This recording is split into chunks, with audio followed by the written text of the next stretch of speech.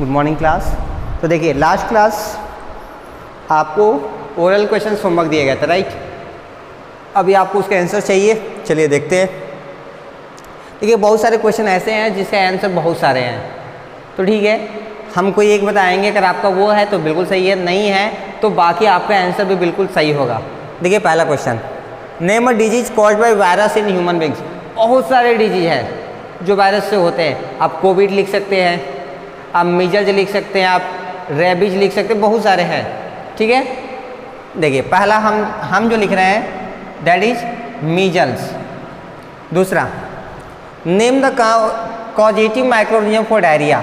आपको उसका नाम लिखना है जिसकी वजह से डायरिया होता है, वो है बैक्टीरिया और फंगी, ठीक है। ये टॉक्सिन भी होते हैं और पैरासाइट्स भी होते हैं, लेकिन आपको कोई एक लिखना है। आप चाहे बैक्टीरिया लिख लीजिए, फंगी लिख लीजिए, पैरासाइट्स लिख लीजिए, जो भी आपको अच्छा लगे आप एक लिख सकते हैं। नेक्स्ट है, नेम अ communicable disease transmitted through air. आपको एक ऐसी बीमारी का नाम बताना है जो एयर से ट्रांसफर हो सकता है, दैट इज मीजल्स। यही आंसर हो जाएगा। आप चाहे तो पोलियो भी लिख सकते हैं, वो भी एयर से ट्रांसमिट होता है। नेक्स्ट है हमारा, name a non communicable disease, यानी एक ऐसी बीमारी का नाम बताइए जो कि फैलता नहीं है।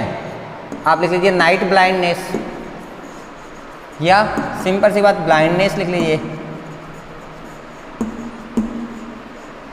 Next, what are the insects and other animals which carry the disease causing microorganisms from one place to another called? हम ऐसे माइक्रोऑर्गेनिजम्स जो कि ऐसे इंसेक्ट्स जो कि माइक्रोऑर्गेनिजम्स को एक जगह दूसरी जगह कैरी करते हैं, उनको क्या कहते हैं हम?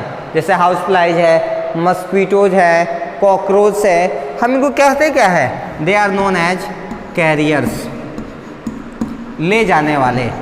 कैरियर्स का मतलब भी होता है ले जाने वाले। अगर ये पर्टिकुलर पूछ लिया जाए तो बताओ भाई, मलेरिया जिस माइक्रोऑर्गेनिज्म से होती है, यानी कि प्रोटोजोन प्लाज्मोडियम को कौन लेके जाता है स्पेशली, तो उसे हम कहते हैं वेक्टर, और वो कौन है? Female Anopheles. क्या है वो? Female Anopheles. चलिए तो नेक्स्ट हम आज जो डिस्कस करने जा रहे हैं that is disease causing microorganisms and viruses in animals. अब तक तो हमने ह्यूमंस की बात कर ली, अब हम किसकी बात करेंगे? एनिमल्स की। Animals also suffer from disease. हाँ पता है, जब हम बीमार होंगे तो एनिमल्स भी बीमार होते होंगे। Disease of dairy animals are broadly classified into the following categories. देखिए जो डेयरी एनिमल्स है, पिछले चैप्टर हमने पढ़ा था ना डेयरी एनिमल्स कौन होते हैं? हाँ, जिससे हमें दूध वगैरह मिलते हैं या अंडे मिलते हैं। फॉर एग्जांपल आप गोट कह सकते हैं, सीप कह सकते हैं, और काऊ, बफैलो, ठीक है। तो इनके अंदर जो बीमारियां होती हैं वो बीमारी 3 टाइप की हो सकती है। कितने टाइप की हो सकती है? 3 टाइप की। पहला पैरासिटिक, दूसरा इन्फेक्टियस, और तीसरा नॉन इन्फेक्टियस। अच्छा, इन्फेक्टियस कौन होते हैं? हाँ, कम्युनिकेबल होते हैं। चलिए अब हम एक एक करके सबको डिस्कस करेंगे। तो आप लिख लेंगे, हाँ आप ये हेडिंग बना के आप लिख लेंगे यहाँ से, disease of dairy animals are broadly classified into the following categories, first, second, third लिख लेंगे। सही है, चलिए फिर डिस्कस करते हैं आगे। An animal suffering from any disease shows the following symptoms. Symptoms का मतलब लक्षण। आपको कैसे पता चलेगा कि कोई भी आपके घर पे जो पेट एनिमल है या कोई भी एनिमल जो है वो बीमार है या नहीं, ये आपको कैसे आइडिया लगेगा? इसके जानने के लिए आपको कुछ पॉइंट्स को ध्यान रखना होगा। देखिए पहला, becomes inactive and stops taking food. तो क्या होता है कि जानवर नॉर्मली तो अपना खाना टाइम से खाते ही रहते हैं, जब आप देते हैं आप वो खाने लगते हैं, लेकिन कई बार क्या होता है वो अपना खाना बंद कर देते हैं और वो इनएक्टिव यानी वो लेजी सा बन जाते हैं। तो आपको आइडिया लग जाएगा कि यानी कि ये बीमार है। दूसरा, watering in eyes and excessive secretion of saliva. उसके आंखों में आपको पानी फील आ सकता है, या उसके आंखों से पानी बहता हुआ जिसको हम आंसू कहते हैं, टीयर्स, या एक्सेसिव सिक्रेशन ऑफ सलाइवा, या भी ज़रूरत से ज़्यादा सलाइवा जनरेट होने लगे। सलाइवा यानी लार।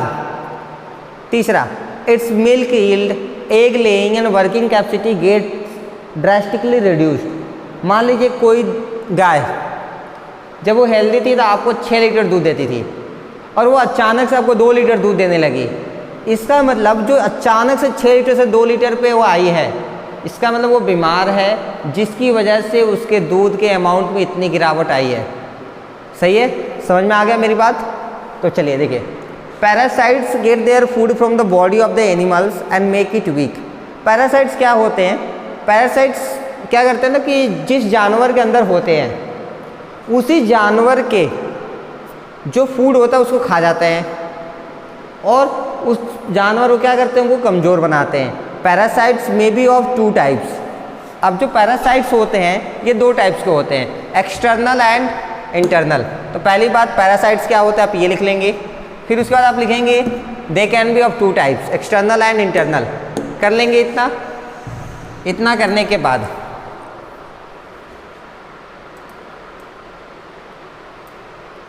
देखिए, external parasites leave on the skin and mainly cause skin disease. जो एक्सटर्नल पैरासाइट्स होते हैं वो एनिमल्स के बाहर वाली बॉडी यानी स्किन पे रहते हैं और स्किन रिलेटेड बीमारियां ही फैलाते हैं। दूसरा, internal parasites such as worms live in stomach and intestine. जैसे कि इसको क्या बोलते हैं, केचुआ। हाँ, कई बार वॉर्म्स कीड़े पड़ जाते हैं किसके, जानवरों के अंदर, क्योंकि वो अंदर है इसलिए हम उनको क्या कहते हैं, इंटरनल पैरासाइट्स। तो अब सिंपल सी बात ये याद रखिए, external parasites are those parasites which live outside the body on the skin. Internal parasites are those parasites which live inside the body. Infectious disease are mainly caused by bacteria and virus. अब तो ये रहा parasitic disease. Parasitic disease कौन कौन से होते हैं? Those disease which are caused because of the parasites, they are known as parasitic disease. In the same way, infectious disease क्या होते हैं? They are mainly caused by bacteria and virus. ये हमारा नेक्स्ट पॉइंट है। सही है?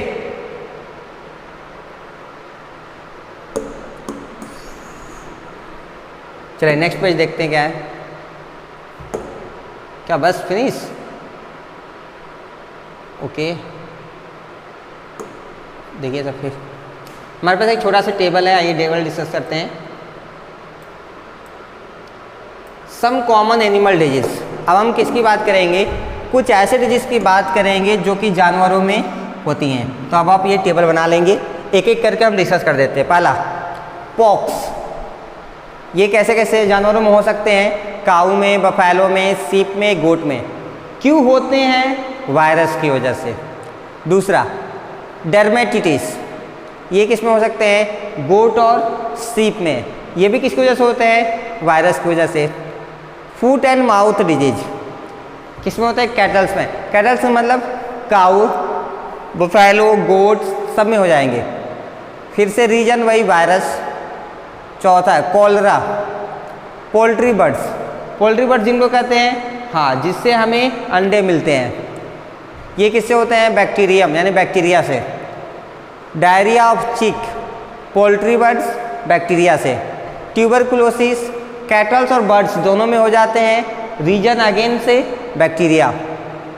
Rinder paste cattle की वजह से होते हैं, reason again bacteria. Anthrax cattle और ह्यूमंस ये दोनों में होते हैं, यानी कि हमें भी हो सकते हैं। And this is caused because of bacteria. तो आज हम इतना ही डिस्कस करेंगे, बाकी नेक्स्ट टॉपिक हम क्या स्टार्ट करेंगे अगले दिन, symptoms of foot and mouth disease.